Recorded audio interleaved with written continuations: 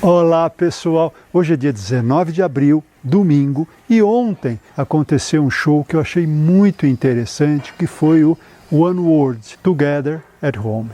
Na verdade, foi um evento mundial, um evento cultural, com cantores, artistas do mundo inteiro, e em especial líderes, pedindo aí para o pessoal ficar em casa, ficar bem e enaltecendo, elogiando os grandes heróis que são principalmente o pessoal da saúde que está ali se arriscando por nós. E todo mundo falando, dizendo que nós somos um povo único, colocando que a humanidade está contra o inimigo comum que é o vírus. É até estranho ouvir isso porque a história da humanidade é pontuada por povos brigando, lutando, matando outros povos. Quer seja por domínio, por religião, por ideologia, mas sempre essa luta entre humanos. E de repente o mundo para contra um inimigo inesperado, invisível, que é o vírus. Eu fui praticamente criado dentro de um cinema, porque os meus tios tinham um cinema, e quando criança eu vi os mocinhos lutarem, brigarem, matarem os bandidos. E a gente torcia pelos mocinhos. E em geral os mocinhos eram americanos e os bandidos eram os índios. Olha que loucura. Então praticamente todo dia eu via filme. E ficava ali com meu tio que cuidava da projeção e ele ficava conversando comigo. Olha lá, aquele índio morreu, mas ele já levantou. E realmente, se a gente ficasse vendo o segundo plano, não o primeiro, onde os grandes atores apareciam, a gente via realmente erros grotescos. E a gente dava risada, tal, percebendo que tudo aquilo era montado para criar uma ilusão e eram atores representando uma ideia a ser passada para o público consumidor, que éramos nós. Continuando essa história do bom contra o mal, a geração dos meus filhos já tinha a turma do bem e a turma do mal.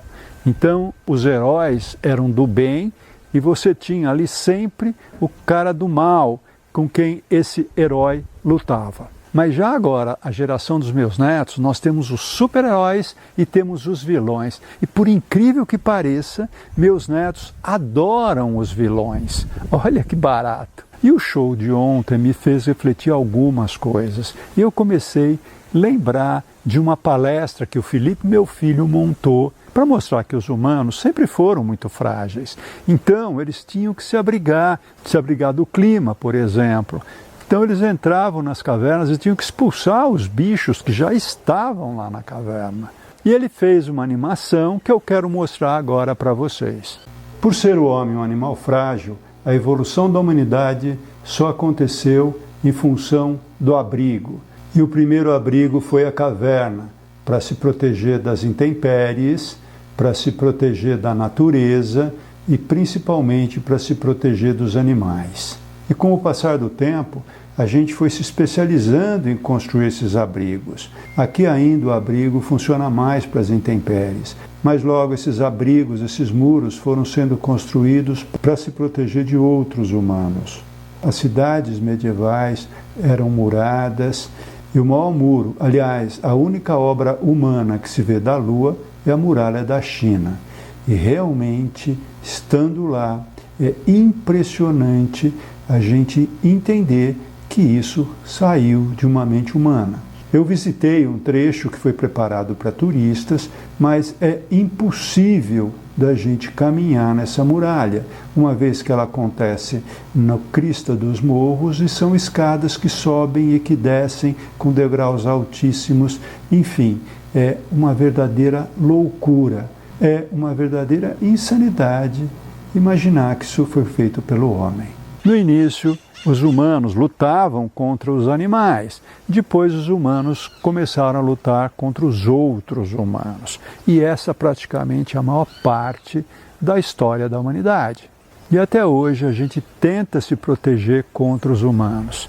Já não é mais a cidade medieval murada, mas são os condomínios murados, quer seja condomínios verticais ou então horizontais. A minha geração pegou muitos urbanistas que eram completamente contra você fazer comunidades fechadas, com guarita, porque isso são guetos na cidade, você cria verdadeiros claustros dentro do tecido urbano, isso não era bom para a cidade. Mas as pessoas normais, em função da segurança, procuravam esse tipo de solução, condomínios fechados para se abrigar e abrigar seus filhos também. No início da minha carreira, eu vi essa transformação, principalmente na década de 80, quando as pessoas começaram a sair das suas residências unifamiliares para buscar condomínios em busca de segurança. E não era só uma segurança do ladrão. Naquela época, começava os transplantes de órgão e existia um boato, não sei se era verdade, que estavam raptando crianças para retirar seus órgãos. Isso então, as mães apavoradas buscavam um lugar que fosse mais do que o abrigo das intempéries, do clima, buscavam um lugar que fosse um abrigo, principalmente os filhos que ficavam ali na casa, no quintal, e as famílias queriam que essas crianças tivessem a segurança de um condomínio, exatamente porque, além do homem, a mulher começava a sair para trabalhar fora com mais intensidade. E foi exatamente essa mudança que fez com que se abrisse um novo mercado para o paisagismo. Nós começamos a mostrar para os empreendedores a importância do espaço externo, uma vez que os apartamentos naquela época eram chamados de gaiola. Então, já que as pessoas moravam em gaiolas, por que não fazermos um espaço comum, coletivo, maravilhoso, um verdadeiro paraíso? E dessa forma, então, o paisagismo, que era uma coisa bastante elitista na época, começa a se popularizar para todos os bolsos.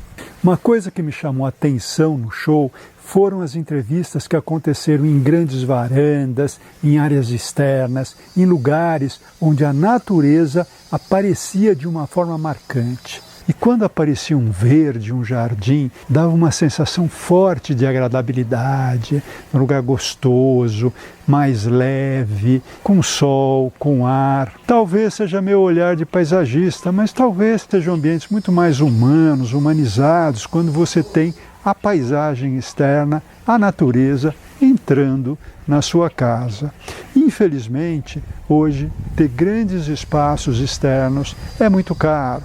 É privilégio de poucos e talvez não devesse ser assim. E me fez pensar, por que não trazer o verde para todas as pessoas? Mesmo nos apartamentos menores, um pouco de verde, um pouco de natureza faria a vida dessas pessoas melhor, principalmente num momento como esse. Essa quarentena está nos mostrando que talvez não haja necessidade de estar todo mundo junto no mesmo lugar, em enormes cidades.